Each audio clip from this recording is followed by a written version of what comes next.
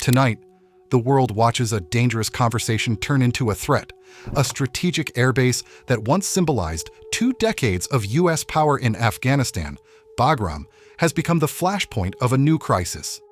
The U.S. president has publicly urged that the base be returned to American control and warned that if Afghanistan, now run by the Islamic Emirate, does not comply, bad things could happen. That warning did not land in silence. In Kandahar, the Afghan government's highest leadership convened. Their message was absolute: Bagram will not be handed back. The Afghanistan government says they will fully prepare for war if the United States moves to retake the base. And they issued a blunt warning to Islamabad. Any Pakistani facilitation of a U.S. return would be treated as hostility. Let's be clear about what are now established facts. Firstly, President Trump publicly demanded a return of Bagram and issued a stark warning that military options are on the table. Secondly, the Afghanistan government leadership has publicly rejected any handover and says it is preparing for renewed war. And thirdly, Afghanistan government statements included a direct admonition that Pakistan would be considered an enemy state if it aids U.S. operations. There is also a legal and diplomatic backdrop that matters.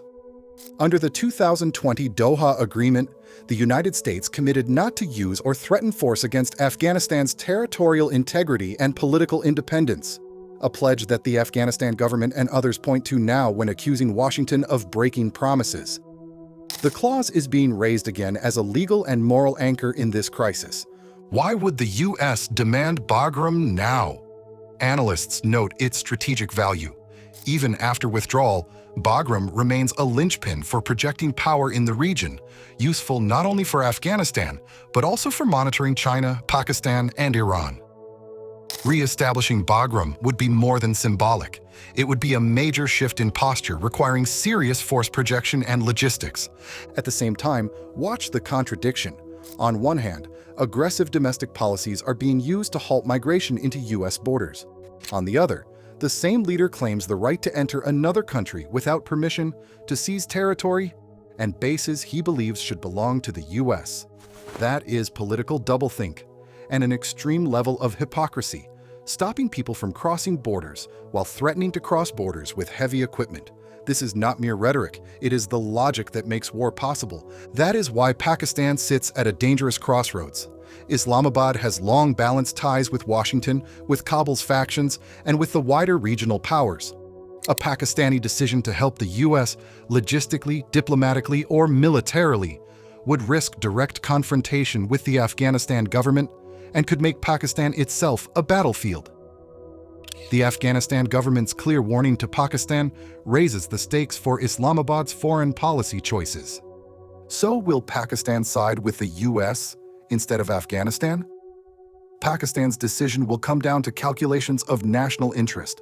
Alliance with Washington may bring short-term security guarantees or diplomatic advantages, but it risks violent blowback on Pakistani soil and rupturing ties with conservative elements across its own society, who view the Afghanistan government as fellow Muslims. Pakistan has historically tried to avoid direct entanglement that drags it into open war. But warnings and pressure from the U.S. complicate a careful balancing act. Look at the bigger picture. The Middle East is already drenched in blood. Gaza, Lebanon, Syria, and other fronts are burning. The U.S. re-entering Afghanistan in force would not be an isolated action.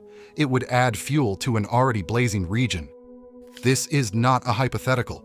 When a superpower moves back into a volatile theater, it does so with air power, special operations, logistics, and political cover, and those instruments rarely contain themselves to surgical consequence-free strikes.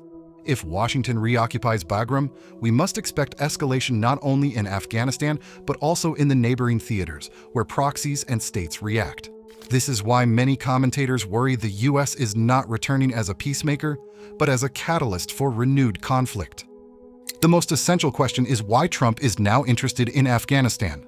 Why, when Trump is cracking down on all illegal and legal migrants in the United States, does it wish to invade and enter another country unlawfully and forcibly after leaving it over 4 years ago?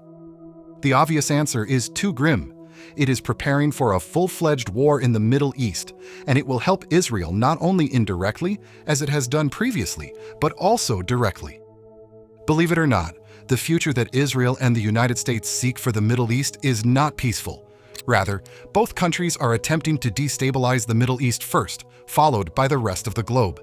That's all for today. If you found the video informative, please like it and subscribe to the channel. Jazakum Allahu khairan.